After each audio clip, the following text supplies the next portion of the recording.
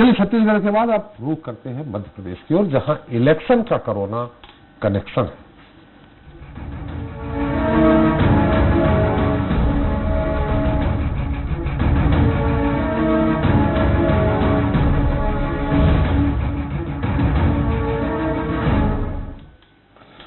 तो मध्य प्रदेश की 27 सीटों पर होने वाले उपचुनाव कोरोना संक्रमण की वजह से टल गए हैं। चुनाव आयोग ने कहा है कि कोरोना की वजह से 7 सितंबर तक विधानसभा और लोकसभा के होने वाले उपचुनाव नहीं कराए जाएंगे। इसके पहले मुख्य चुनाव आयुक्त का एक बयान सामने आया था, जिसमें उन्होंने सितंबर के अंत तक मध्य प्रदेश में उपचुनाव करा लेने की बात कही थी। उनके इस बयान के बाद यह कहा जा रहा था कि जल्द ही चुनाव की घोषणा हो सकती है, लेकिन लगातार बढ़ते कोरोना संक्रमण की वजह से चुनाव फिलहाल टाल दिए गए हैं। अब इससे किसे नफा और किसे नुकसान होगा, इस पर चर्चा शुरू करें। उसके पहले देख लेते हैं रिपोर्ट।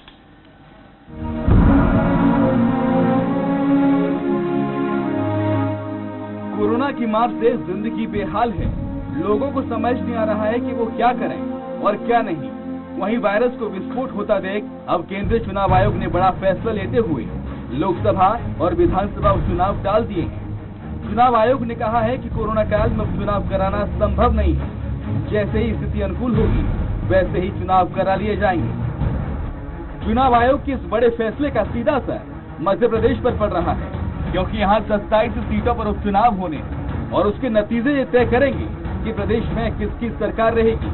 वैसे माना जा रहा है कि उपचुनाव के टलने से बड़ा झटका कांग्रेस पार्टी को लगा है, क्योंकि इससे उसकी सत्ता में वापसी करने का इंतजार अब और लंबा हो गया है। वहीं सत्ताधारी दल बीजेपी के पास मौका है कि मंत्रिमंडल विस्तार के बाद पार्टी के जो दिग्गज नेता नाराज हुए हैं उन्हें जल्द मनाकर पूरी दमदारी के साथ सत्ता के संग्राम में उतरा जाए।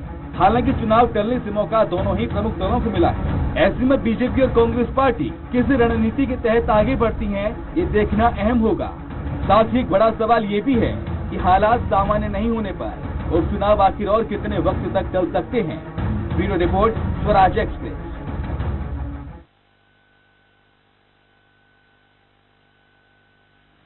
तो पूर्व मंत्री और इंदौर की राऊ सीट से कांग्रेस विधायक जीतू पटवारी ने आरोप लगाया है कि केंद्र सरकार के कहने पर चुनाव टाले गए। उन्होंने कहा कि देश में बीजेपी का ग्राफ नीचे आ रहा है, यही कारण है कि उपचुनाव टालने का निर्णय किया गया है। बहरहाल कांग्रेस के इस आरोप में कितना दम है और इलेक्शन का कोरोना कनेक्शन क्या है, चलिए इस पर चर्चा शुरू करते हैं। जिसके हमारे साथ जुड़ गए हैं बीजेपी के पूर्व विधायक शंकर लाल तिवारी जी हैं। तिवारी जी, आपका बहुत बहुत स्वागत है। कांग्रेस से हमारे साथ जल्द ही जुड़ेंगे पूर्व मंत्री राजा पटेरिया जी, और मध्य प्रदेश विधानसभा के पूर्व प्रमुख सचिव भगवान देव इसरानी जी भी हमारे साथ जुड़ेंगे, और हमारे साथ हैं हमारे स्टेट हेड अंश कुशवाहा। फिर तिवारी जी, आपको मेरी आवाज आ रही?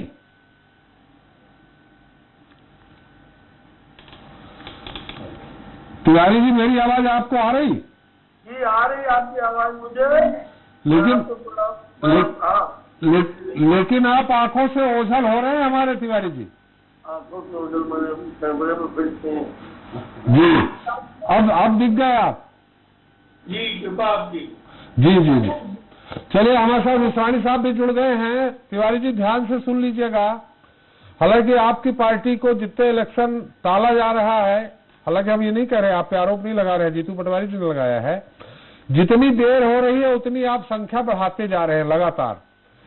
24 से 25, 25 से 26, 26 से 27, और ये गिनती जितनी आप बढ़ाते जा रहे हैं, हालांकि अंत में आपको नुकसान होने वाला है इसका। ये अजीत जोगी जी ने बढ़ाया था 2001 में, 17 विधायक आपके तोड़े थे, 17 में से 16 हार गए थे फिर दोबारा। तो ये जो दल बदल जितना बढ़ता जा रहा है, अभी गिनने में अच्छा लग रहा है, लेकिन बाद में परेशानी हो सकती है। तिवारी जी, लेकिन पहले इसरानी जी को सुन ले, आखिर नियम क्या है। इसरानी साहब, आपका बहुत बहुत स्वागत है। जो इलेक्शन कमीशन ने, हालांकि अभी कल बैठक होनी है 24 तारीख को, और 24 तारीख को बैठक के बाद निर्णय होगा, लेकिन फिलहाल कहा है कि जो 6 महीने के अंदर इलेक्शन कराने की एक बाध्यता होती है, उस बाध्यता से मुझे लगता है कोरोना के कारण इलेक्शन कमीशन इसको आगे बढ़ा सकता है, बाध्यता को तोड़ रहा है। अब ऐसी स्थिति में कितने दिन तक ये और इसको आगे बढ़ा सकते हैं? कोरोना की स्थिति आप भी जान रहे हैं, फिलहाल जिस तरह से मरीज बढ़ रहे हैं, अभी सामान्य होने वाला नहीं है। मुझे लग रहा है 6-8 महीने, तो क्या इलेक्शन और बढ़ जाएंगे? ऐसी स्थिति में कोई संवैधानिक खतरा खड़ा हो रहा है क्या? नहीं नहीं, ऐसी कोई बात नहीं है। देखिए जो हमारा रिप्रेजेंटेशन ऑफ पीपल एक्ट है, आरपी एक्ट जिसको कहते हैं जी उसका जो उसमें प्रावधान बहुत स्पष्ट जी। हैं। उसमें जो 9th पार्ट है और 10th पार्ट उसको डील करता है जी और उसमें ये कहा गया है कि भाई जब भी ऐसी स्थितियां, असामान्य स्थितियां आती हैं जी तो केंद्र सरकार से परामर्श करके जी जो जिस धारा का उपयोग आज के आदेश में हुआ है वो 151A है जी उसमें केंद्र सरकार से अनुमति लेकर के और उससे परामर्श करके ही चुनाव को बढ़ाया जा सकता है जी। तो उसी के तहत कार्रवाई उन्होंने की है 8 कॉन्स्टिट्यूंसी के बारे में जी और बाकी के बारे में वो कल निर्णय ले रहे हैं जी। तो कल क्या निर्णय लेते हैं, लेकिन एक बात जरूर तय है जी कि कोरोना की स्थिति असामान्य है, जी विश्वव्यापी महामारी है जी और आज हमारे देश में जिस गति से केसेस बढ़ रहे हैं जी 14 राज्यों में खास तौर से जी वो उसमें मध्य प्रदेश भी आता है। जी तो मध्य प्रदेश में केस बढ़ रहे हैं, इसमें कोई शक नहीं है। आज भोपाल में ही 200 से ऊपर केसेस जा रहे हैं जी तो और ग्वालियर देखिए, चंबल संभाग में भी इसका प्रकोप हो रहा है जी तो इसको अपन सामान्य स्थिति नहीं मान सकते, ये बात बिल्कुल सही है। और उसका चुनाव के समय तक क्या स्थिति बनती है इसको आज एंटीसिपेट भी नहीं कर सकते, संभावना भी व्यक्त नहीं कर सकते, बहुत तेजी से बढ़ रहा है। जी जो केसेज 7 दिन में बढ़े हैं वो अपने आप में मतलब आंखें खोलने वाले हैं। जी तो हर स्थिति को देख करके किया जाएगा, लेकिन एक बात सही है जी कि जैसे बिहार के मामले में उन्होंने बिहार के इलेक्शन जो हो रहे हैं उसके बारे में जो निर्णय लिया है कि बूथ की संख्या बढ़ा करके, बूथ को सैनिटाइज करके, अंदर पोलिंग स्टेशन को भी सैनिटाइज करके अगर वो करते हैं दक्षिण कोरिया के समान जी तो चुनाव हो सकते हैं। जी अब वो निर्णय अब हर परिस्थिति को विचार करना पड़ेगा। देखिए एक पूरे इलेक्शन और बाय इलेक्शन में फर्क है जी क्योंकि देखिए बिहार में पूरा इलेक्शन होना है तो जी। उसकी व्यवस्था उन्होंने बनाई है, जी बूथ की संख्या बढ़ाई है, 1 लाख से ज्यादा बूथ, 1,06,000 बूथ से बनाए हैं उन्होंने। जी हर बूथ में 1,000 से कम वोटर रहेंगे, ये उन्होंने व्यवस्था बनाई है। जी अब जो बाय इलेक्शन है वो 57 सीटों पे है जी तो 57 सीट और बिहार की पूरी सीटों में बहुत फर्क है। जी तो 57 सीटों की व्यवस्था आसानी से बनाई जा सकती है, जी लेकिन आज उसको एंटीसिपेट नहीं किया जा सकता क्योंकि कोरोना की स्थिति आज से बाद अगस्त सितंबर में क्या बनेगी वो आज कोई एंटीसिपेट नहीं कर सकता। तो लेट अस सी अब कल वो क्या निर्णय लेते हैं, कैसा निर्णय होता है और कैसा केंद्र शासन रिएक्ट करता है। जी तो ये स्थिति देखते हैं, अब कल के बाद इस बारे में विचार करना उचित होगा। जी तो ये और अगर बढ़ते जाते हैं इस तरह, जिस तरह तिवारी जी गिनती गिनते जा रहे हैं 24, 25, 26, 27, 28 से अगर 100 माने 51% के आंकड़े तक गिनती ले जाते हैं तो फिर मध्य में चुनाव हो जाएगा। नहीं इतना खतरा न महसूस नहीं ऐसा कोई नहीं होगा, ऐसे ये हाइपोथेटिकल है जी मध्यावधि चुनाव का कोई खतरा नहीं है। नहीं, हम तो मध्य में चुनाव चाहते हैं, आपको देखना चाहते हैं विधानसभा में। एक फल देखिए, सरकार का और जनता का अरबों अरब रुपया मध्यावधि चुनाव में खर्चा होगा। तो फिर और गिनती ये क्यों गिन रहे हैं सरकार- भाई? सत्ता तो आपको मिल गई है, 24 में भी सत्ता थी, ये गिनती क्यों गिन रहे हैं? इकट्ठा कहिए, कमलनाथ जी तैयार हो जाएंगे, जितने उनके बचे हैं 89 एक साथ इस्तीफा दे देते हैं, एक बार आर पार हो जाए। ये लगातार रोज को झटका मार रहे हैं। एक कहावत है ना, झटका नहीं हलाल कर रहे हैं आप। झटका मारे तो ठीक है, हलाल कर रहे हैं, झटका दिया 24 के साथ, और रोज आप एक गिनती गिन रहे हैं। नहीं ऐसा कुछ नहीं है, ये राजनीतिक परिस्थितियां हैं जी आज कांग्रेस नेतृत्वहीन पार्टी हो गई है। जी उसकी लीडरशिप दिल्ली में समझ में आ रही है जी और उत्तर प्रदेश में समझ में आ रही है। जी यहाँ पर स्थिति ये है जी कि जीतू पटवारी जैसे हवाई नेता है, जी मैं आपको आपके बिंदु पर ले आऊं। जी चुनाव आयोग जैसी संस्था पर और उसका कोई निर्णय आया, अभी माननीय इसरानी जी को हमने सुना, मैं इसरानी जी को अपने नमस्कार करता हूँ। जी मेरे अपनी विधानसभा में मेरे गुरु रहे, मास्टर रहे हैं। जी मैं आपसे कहना चाहता हूँ कि इस तरह से अगर कोई निर्णय आया, अभी 8 सीटों पर आया, और दूसरी तरफ भी कोई राजनीतिक चुगल और चुगल नहीं है, इसमें कोरोना एक विषय रखा गया है। और सच में कोरोना जिस ढंग से अप्रत्याशित रूप से जो भी संभव प्रयास है वो करते रहने के बाद भी इन दिनों बढ़ा है, वो चिंताजनक है, जैसा कि इसरानी जी ने लेकिन कहा। तिवारी जी, आपने अपने गुरु की ये बात नहीं सुनी कि उन्होंने कहा है कि केंद्र सरकार से परामर्श लेकर चुनाव आयोग ही निर्णय लेता है। ये बात आपने विलोपित कर दी सदन की परिभाषा में। मैंने सुनी है और मुझे मालूम है कि जब चुनाव आयोग कोई निर्णय करता है तो कुछ ऐसी परिस्थितियों में सामान्य निर्णय तो उनके अपने होते रहते हैं जी। और जो स्थितियां अपने कानून में चुनाव आयोग की संहिता में दर्शाए हैं, इनमें केंद्र से वार्तालाप करके, केंद्र से चर्चा करके, बिना केंद्र सरकार और राज्य सरकार से चर्चा किए हुए चुनाव नहीं होते। हमने चुनाव कराए जाते हैं। चुनाव आयोग अपनी आवश्यकता अनुसार राज्य सरकार से, केंद्र सरकार से चर्चा करता है और अगर उसे लग रहा है, प्रस्ताव किसने किया है? चुनाव आयोग। केंद्र सरकार ने कोई प्रस्ताव नहीं किया कि चुनाव हो, उपचुनाव या न हो। चुनाव आयोग ने केंद्र सरकार से नियमानुसार परामर्श करने की बात है, उन्होंने किया और कोरोना के खतरे को मैं सोचता हूँ कि इसमें दल हो चाहे बेदल हो, चाहे दिल हो चाहे बिना दिल का हो, पर कोरोना में हृदयहीनता की बातें न करके, और अभी जैसा कि इसरानी जी ने कहा कि अभी निर्णय को देखना भी चाहिए कि अभी 8 सीटों का हुआ है, आगे चुनाव आयोग क्या करता है। और कोरोना के बारे में जो परिस्थितियां, उसमें ये भी सच है कि सितंबर में, अगस्त के महीने में क्या परिस्थितियां बनती है, अभी से इसके बारे में और कोई स्पष्ट तरीके से चित्रण नहीं कर सकता। बिल्कुल नहीं कर सकते, लेकिन कोरोना एक संयोग है, बीजेपी के साथ संयोग जुड़ गया है। राजा पटेरिया जी हमारे साथ पुराने मित्र, पूरे विश्व के साथ है, दुखद है। जी जी। राजा जी, मेरी आवाज सुनाई पड़ रही है आपको? हुजूर बिल्कुल सुन रहा हूँ, आप मधुर आवाज। चलिए, मधुर नहीं है, कर्कश है। अरे मधुर है हमारी जी, अभी तो बुढ़ापे में कर्कश होगी तुम्हारी।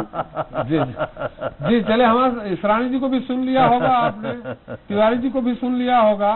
अब आप इन लोगों का जो टिप्पणी थी, जो इसरानी जी ने जो संवैधानिक जो बात है चुनाव आयोग की, उसकी बात कही, उसको सुना होगा और हमारे तिवारी जी को तर्क भी सुना होगा।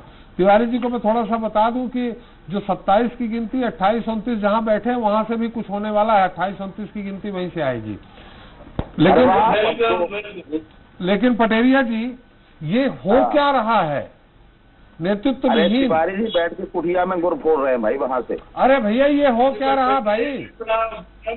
24, 25, 26, 27, अभी परसों मैंने कुणाल जी से बोला था कि 27 गिनती होने वाली हो गई, और मैं तिवारी जी से बोलने वाला हूँ, मैंने आपको भी बोल रहा हूँ कि 28-29 होने वाला है। तो ये क्यों आपके विधायक आपके उसमें क्यों नहीं है? देखिए क्या है कि जिस तरह का चारित्रिक अवमूल्यन भारतीय जनता पार्टी का दिख रहा है जी, इसकी कल्पना लोग नहीं कर सकते। चारित्रिक अवमूल्यन उनका क्या हुआ? आपके लोग जा रहे हैं। अरे भाई मेरी बात तो सुना हुजूर यार, बीच में जी दार्शनिक स्टाइल से बोल रहे, सुनिए जी। मुझे बोल लेने तो फिर मैं बोलूं, नहीं तो आप बीच में बोला बाली करोगे।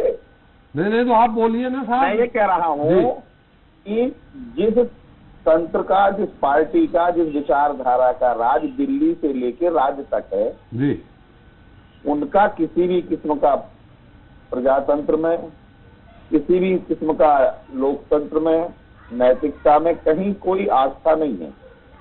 इनका साफ कहना है उद्देश्य की प्राप्ति में हम हर किस्म का रास्ता अख्तियार करने को गलत नहीं मानेंगे। यहाँ से बहस शुरू करता हूँ। 1960 में डॉक्टर लोहिया ने बोला था कि जनसंघ से भी कोई बहुत बड़े परिवर्तन की आवश्यकता मत रखना, ये भी वही है जी। तो अब मैं ये कहना चाह रहा हूँ, कोरोना तो इनके लिए एक वरदान बन गया कि कोरोना की आड़ में इनके सारे पाप और सारा जो भीवस्त चेहरा है जी, वो चेहरा इनका छुप रहा है और छुपाया जा रहा है। और जो कानून के अंदर इसरानी साहब की बात को बहुत ज्यादा सुनने की आवश्यकता नहीं पड़ती, इसरानी जी की इशारों को समझना पड़ता है। इसरानी इशारे में खेल कर देते हैं भाई। हमारे तो पुराने मित्र 30-40 साल वो कर दिया उन्होंने कि केंद्र सरकार की परामर्श कर उन्होंने बता दिया। अपनी मर्यादाएं हैं, यहाँ तो हम बेपर्दा हैं। अरे हम आपसे पूछ रहे हैं कि गिनती आपकी क्यों बढ़ती जा रही है, इस पे बता दीजिए। लोहिया जी ने ठीक कहा था, इनका चारित्र का उल्लंघन हो गया है, सारी चीजें। रुपता की कारवा क्यों लूटा, इधर उधर की बात कर। अरे चिंता नहीं करो, कल आप ही को तकलीफ होने वाली है शंकर जी। जो करो महाराज, भोगव क्या करो। देखिए जिस तरह से जो काम किया जा रहा है ये घोर आपत्तिजनक है जी। और यदि इनमें हिम्मत और साहस है जी तो विधानसभा को भंग करके उपचुनाव में जाना चाहिए जी और साहस के साथ आना चाहिए, परंतु इनका उद्देश्य मात्र सत्ता प्राप्ति करना है जी और किसी विचारधारा को खत्म करने के लिए जी साम दाम दंड भेद भय लोभ सारी चीजों का खेल करके जी ये खेल हो रहा है और समय पर जनता इसका जवाब देगी। एक साथ ही साथ हमको भी अपने अंदर जी कृतित्व और व्यक्तित्व में जी। बहुत बड़ी एक रूपता लाना पड़ेगी। जहां हमारे यहाँ अंदर कोई कमी है उसको हमें दूर करना पड़ेगा और इस तरीके की चीजों का मुकाबला करना पड़ेगा कि कांग्रेस की विचारधारा, गांधी की, नेहरू की, लोहिया की विचारधारा ही एकमात्र विचारधारा है जो देश को जिंदा रख सकती है, बचा सकती है। आज देश भीवस दौर से गुजर रहा है, हमें नौजवानों का, अरे ये भाषण नहीं है साहब, आप तो बताइए अपना पार्टी में बताइए। अरे भाई मेरी पूरी बात तो सुनिए आप। अरे पूरी बात भाषण आप दोगे तो थोड़ी सुनेंगे, आप उस तर्क में बात करिए ना। अरे आप किसी दूसरे कांग्रेस के बोलते हैं जो मैं बोल रहा हूँ, आप सुन ही नहीं रहे। पंडित जी एक बात मैं पूछना चाहता हूँ जी। नहीं हमारे अंदर कमी होगी तो तुम्हारा आदमी भाग रहा। एक मिनट में एक बात पूछना चाहता हूँ। पटेरिया जी नाराज मत होइए, तर्क में बात करिए। अभी तिवारी जी कुछ आपसे कहना अरे चाह रहे भैया हैं। मैं तर्क ही दे रहा हूँ, कहीं ना कहीं कोई, अरे भैया कहीं ना कहीं जी हमें भी अपनी कमियों को दूर करना होगा। हाँ अब आए आप तर्क में जी। आप अब तर्क की बात कर रहे हैं कि कमियों को दूर करना होगा, ये आपने स्वीकारा। हाँ बैठा बोल रहा ना, ये कोई नहीं बोलेगा, आप बुलवा लो किसी से। जी नहीं तिवारी जी नहीं कुछ बोल कहना सकता चाह रहे हैं वो आपसे। चीजें। तिवारी जी कुछ आपसे कहना चाह रहे हैं। कहीं ना कहीं कमजोरी हमारे अंदर होगी, उन्हें हमें दूर करना पड़ेगा। जी जी इस तरह से, परंतु ये जो कर रहे हैं खेल, पटेरिया जी तिवारी जी कुछ कहना चाह रहे हैं, सुन तो लीजिए। तिवारी जी की बुजुर्ग तिवारी जी नहीं सुनेंगे, तिवारी जी के हमने बीच में नहीं बोला, माफ जी। करो। तिवारी जी की हम नहीं सुन, आधा मिनट आपसे सीधे बात कर रहे हैं। जी पटेरिया जी आधा मिनट मांग रहे हैं। और खत्म हो जाएगी कुछ दिन में। चलिए तिवारी जी गाड़ी तो रखे माला लेके और उनको जाना पड़ेगा कहीं ना कहीं। चलिए बोलिए, मैं बात पे बोल दूं। पटेरिया जी आधा मिनट मांग रहे हैं समय वो। जी तिवारी जी बोलिए। मैं कुल एक बात माननीय पटेरिया जी से पूछ रहा हूँ जी। कि उन्होंने अभी कहा जी मध्यावधि चुनाव की मांग कर डाली। जी पटेरिया जी कांग्रेस के बहुत वरिष्ठ नेता जी और जिम्मेदार व्यक्ति हैं। जी क्या AICC, PCC और माननीय कमलनाथ जी जी उनकी इस मांग से इत्तेफाक रखते हैं? क्या हम इसे कांग्रेस पार्टी की मांग माने कि कांग्रेस पार्टी उपचुनाव में न जा करके और मध्यावधि चुनाव की मांग कर रही है? आपने भी अभी कहा था 80-90 विधायक करते हैं तो मध्यावधि चुनाव होगा। क्या कांग्रेस चलिए आपकी बात आ गई तिवारी जी, मध्यावधि चुनाव की बात कर रहे हैं आप। जी जी पटेरिया जी मैं ये कह रहा हूँ इस तरह की घटना की शंकर भाई को भी भर्त्सना करना चाहिए और प्रत्येक देश के प्रत्येक उस नागरिक को जिसकी जरा भी प्रजातंत्र में आस्था है, जो ऊपर उठ के दल से ऊपर उठ के राष्ट्र हित में सोचता है, समाज हित में सोचता है, उसको बोलना चाहिए कृत्य गंदे कृत्य है। इस तरह के कृत्य से राजनीति जिस स्तर पर ले जाया जा रहा है वो देश के लिए खतरनाक होगा। चलिए यदि आपको पटेरिया जी चाहिए अरे आप उपचुनाव कराइए ना, कराइए उपचुनाव पूरा। चलिए और यदि कोरोना की बात कर रहा है, अब बिहार में यदि मान लो वो विदेश की तर्ज पे करा सकते हैं चुनाव, यहाँ 28, 25, 30 सीट के ऊपर या 25 सीट के ऊपर ये व्यवस्था नहीं कर सकते। चुनाव टालने का मतलब चाहते हैं। पटेरिया जी एक मिनट, हमारे साथ हमारे स्टेट हेड हैं अनिल सिंह जी, वो आपसे एक सवाल करना चाह रहे हैं। तिवारी जी आपसे भी सवाल करेंगे। अनिल पटेरिया जी से। पटेरिया जी जिस तरीके से कांग्रेस चुनाव कराने की समय पर मांग कर रही है, विधानसभा सत्र अभी मानसून जो स्थगित किया गया है उसमें कांग्रेस की सहमति थी। जब हाउस में विधानसभा का सत्र नहीं हो सकता तो इतनी बड़ी मतदाताओं के बीच में चुनाव कितने आसानी से कैसे हो सकते हैं? अरे मेरी समझ में नहीं आ रहा यार, चुनाव अलग है और और विधानसभा स्थगन करना अलग है। अरे भाई जब 230 अरे आप जब 28 सीट पे 25 सीट पे चुनाव नहीं करा सकते, हाँ वो तो बड़ा मुश्किल है। तो हाँ कांग्रेस किस आधार पर मांग कर रही फिर ये? इससे तुम्हारी नियत साफ है। अरे भाई उनका कहना है कि आपके नेता प्रतिपक्ष ने कार्य मंत्रणा समिति की बैठक में सहमति दी हाँ कि मुझे मालूम है। विधानसभा स्थगित कर दी जाए। मुझे मालूम है जी वहां तक तो चलाया जा सकता है, जहां तक चलाया जा सकता है कोरोना से बचने का हम कह रहे जी। हैं। परंतु यदि आज आप एक काम करें, गवर्नर रूल लगा दें, सरकार भंग कर दें, 6 महीने बाद चुनाव करा ले। अरे पटेरिया साहब चुनाव में सिर्फ बूथ की संख्या बढ़ाना ही सब कुछ नहीं है। उम्मीदवार को भी अधिकार होता है कि घर घर जाकर वोट मांग सके। तो ये व्यवस्था कैसे होगी कोरोना के दौरान? क्या उम्मीदवार घर घर वोट मांगने जाता है, ये अधिकार है उसे, ये अधिकार उसको है। तो ऐसे में कोरोना संक्रमण का जो वो है कि कोरोना संक्रमण बढ़ सकता है, संभावनाएं उसकी है कि ज्यादा बढ़ सकता है। अरे कोरोना संक्रमण बढ़ने की चिंता होती जी तो जो WHO और बड़े बड़े स्पेशलिस्ट देश के मेडिकल स्पेशलिस्ट राय दे रहे थे फरवरी में, जनवरी में दे रहे थे, दिसंबर में, वो ना मान के 4 ब्यूरोक्रेट की राय मानी मोदी ने और ट्रंप को ले आया। अब इसमें बहस क्यों चलाते हो यार? बहस का टाइम ही नहीं रहेगा आपके पास। ये कोरोना मरोना नहीं, ये सत्ता के प्रेत हैं। इनको सत्ता पहले चाहिए तो पूरा देश मर जाए जी। और ये लॉकडाउन के रिजल्ट क्या है आपके? भोपाल ही का निकाल लीजिए आप त्रिपाठी जी। लॉकडाउन बंद करना कोई चलिए तिवारी जी की बात आ जी। तिवारी जी से भी सवाल है आपका अनिल जी? नहीं तिवारी से नहीं, पटेरिया साहब से बात हो गई।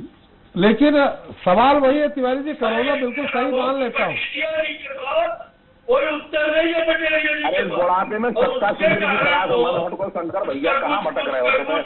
सबका चिटका बनाए, सबका नाश हो, सब मर जाएंगे, इस तरह की बात डिबेट में बात है चुनाव आयोग की। चुनाव आयोग एक संस्था है जिसे मान्यता मिली है, उसका कोई निर्णय आया है और हम जबरन में उसमें कुछ भी कर रहे हैं। इसरानी जी ने बताया कि अभी कुल 8 सीटों का निर्णय है। कल और स्पष्ट होगा कि किस दिशा में चुनाव आयोग के पास कोरोना के बारे में कोई रिपोर्टिंग है। आज जो है अमेरिका की एक मैगजीन का समाचार भास्कर अखबार में छपा है, जिसमें दुनिया में 20वें नंबर पे है संक्रमण की स्थिति में। और इस स्थिति में चुनाव आयोग ने किसी तथ्य के आधार पर यह प्रस्ताव रखा होगा और उसने केंद्र के परामर्श लिया होगा। मैं सोचता हूँ हर बात में मेरी टिहरी की टांग और हर बात में ये कांग्रेस के कुछ लोग आसमान उठाना छोड़ दे, पार्टी को देखा है। तिवारी जी क्या कह रहे कि रोज एक टिकट गिर रहा है इनका। तिवारी जी सुन लीजिए, इसरानी जी कुछ कहना चाह रहे हैं। तिवारी जी आप इसरानी जी की बात तो सुनेंगे। तिवारी जी इसरानी जी की बात तो सुनिए। इसरानी साहब कुछ कह रहे थे बीच में जी। इसरानी साहब मैं ये कह रहा हूं कि सूत न कपास और जुलाहों में लट्ठम लट जी। भाई अभी कल की मीटिंग तो हो जाने दीजिए। भाई देखिए जो जिन 8 कॉन्स्टिट्यूंसी की बात है जी, उसके बारे में चुनाव आयोग ने पत्र लिखा 3 जुलाई को जी। आज हम 23 तारीख में बैठे हैं, ये 20 दिन बाद की स्थिति है कोरोना की। उन्होंने जो 3 तारीख को पत्र लिखा वो 8 कॉन्स्टिट्यूंसी को पिक्यूलियर उनकी परिस्थितियां अलग थी इसके कारण लिखा। अभी 57 के बारे में उन्होंने पत्र नहीं लिखा है जी। नहीं तो जुलाहों में लट्ठम लट कराना हमारा काम है। अभी कल की मीटिंग हो जाने दीजिए। जुलाहों में लट्ठम लट। अरे भाई कल की मीटिंग हो जाने दीजिए। कल की मीटिंग कल दूसरे जुलाहे ढूंढ लेंगे। अभी कल की मीटिंग हो जाने दीजिए। हो सकता है कि चुनाव हो जाए जी। आप तो इसरानी जी को भी नहीं सुन रहे तिवारी जी, आप कृपया उनकी बात तो सुनिए। कहाँ सुन रहे हैं? पूरा मूल मंत्र दे दिया जी जी जी। इसरानी साहब देखिए क्या है, एक बात बिल्कुल देखिए, कानूनन स्थिति को समझ लीजिए। जो आरपी एक्ट की धारा 151 क है उसमें 3 प्रावधान है जी। पहला ये है कि 6 माह जब वो पोस्ट खाली होती है तो 6 माह के अंदर आपको चुनाव कराना है जी। दूसरा ये है कि अगर जो जिसके तहत उन्होंने ये कार्रवाई करना चाह रहे हैं, 8 के बारे में कार्रवाई की है, वो 151 का ख है, वो ख 151 का ख है। ख में ये है कि अगर 6 महीने के अंदर चुनाव नहीं करा पाते हैं, ऐसी संभावनाएं नहीं है या दिक्कतें हैं या ऐसी परिस्थितियां हैं, तो परामर्श लेगा केंद्र से। तो 8 के बारे में परामर्श ले लिया गया है, लेकिन बाकी के बारे में नहीं लिया गया, ये भी पत्र बोल रहा है। उसके बारे में मीटिंग कल है और उसके बाद कल मीटिंग हो जाने दीजिए। अगर वो परामर्श लेने की स्थितियां बनती हैं जी बोलिए, तो फिर अपन विचार करेंगे। फिर हाँ, फिर किन कारणों से हो रहा है, कोरोना के कारण हो रहा है कि बरसात के कारण हो रहा है, तो सब स्थितियां आएंगी ना। चलिए, लेकिन वो आपने खांस दिया तो पटेरिया ने दूरभाष में फोन काट के भग गए वो। चलिए, उनके पास कपास नहीं है, गाय में क्या। देखिए पटेरिया जी भग गए, फोन काट दिया उनने। पटेरिया जी की एक बात सुन लीजिए पटेरिया जी की एक बात सुन लीजिए पटेरिया जब पहली बार विधायक बने पटेरिया जी लोहियावादी आदमी है। पहली बार जब विधायक बने, जिस दिन उन्होंने विधानसभा में शपथ ली, उसी दिन कांड हो गया। उसी दिन नारेबाजी की थी उन्होंने वहां पे और उसके बाद नारेबाजी की थी उन्होंने। वो इतने ऐसे नेता है वो। और उसके बाद सदस्यता जाते जाते बच रही थी। जूता चप्पल कांड में 3 विधायकों की सदस्यता ये बात सही है। झंडे के अपमान के मामले को लेकर वो उग्रवादी है, हमारे लोहियावादी हैं। झंडे के अपमान को लेकर उनकी सदस्यता जाते जाते बच गई है। आप गवाह हैं उस बात के। हाँ सही है जी। चले तिवारी जी, हम भी गवाह हैं। तिवारी जी, चिंतित हैं हम थोड़ा सा इस बात को लेकर कि मैं चाहूंगा कि कमल के चुनाव चिन्ह पे एक बार फिर आप मैदान में उतरे। खैर, इतना आपको मैंने थोड़ी सी हिंट दे दी है, आप देखते रहिएगा क्या होता है। जो मतलब जबरदस्ती मेहमान नहीं बुलाना चाहिए, नहीं तो मेहमान गले भी पड़ जाते हैं। अब जबरदस्ती हो रही है और ऐसे मेहमानों को बुलाने पे जो घर का, जो पूरी तरह से घर के लिए समर्पित मुखिया या व्यक्ति होता है, उसका अपमान होने लगता है। ये थोड़ा सा पार्टी में आप इसका मैसेज दीजिए। बहुत संक्षेप में टिप्पणी अनिल जी आपकी, चलते चलते। जिस तरह से चुनाव को लेकर चुनाव आयोग कल फैसला करेगा कि फार्मूला क्या होना है, क्या चुनाव आगे टालना है कोरोना की वजह से, या फिर किस स्तर पर कराना है। बूथों की संख्या बढ़ाई जा सकती है। मध्य प्रदेश में जो फार्मूला अभी जो प्रस्तावित है उसमें है कि 700 से 800 मतदाता जिस बूथ पर हैं ऐसे टुकड़े करके, अभी 1500 का आंकड़ा है तो उसको 2 टुकड़ों में कर दिया जाए। बिहार में 250 तक पहुंच गया मामला कि हर बूथ पर 250 तक के मतदाता रहेंगे।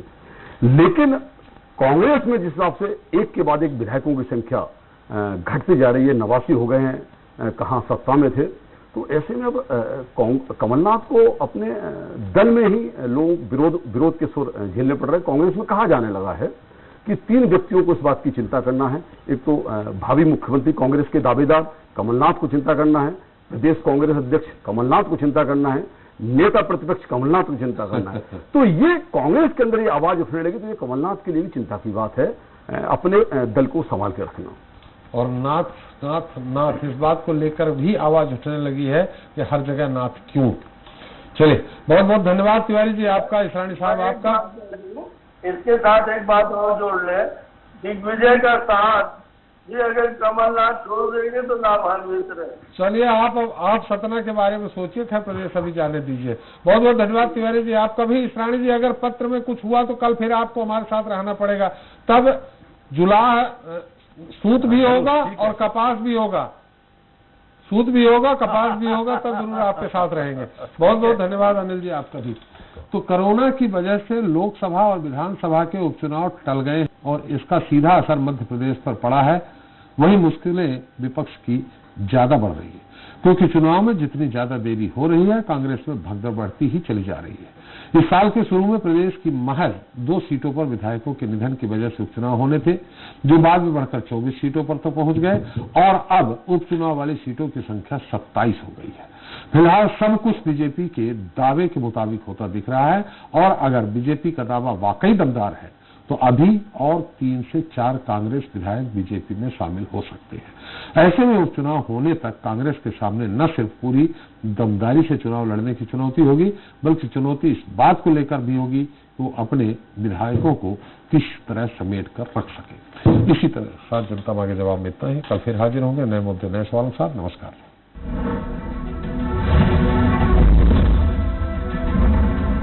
आप देख रहे थे नंबर 1 प्रोग्राम जनता मांगे जवाब।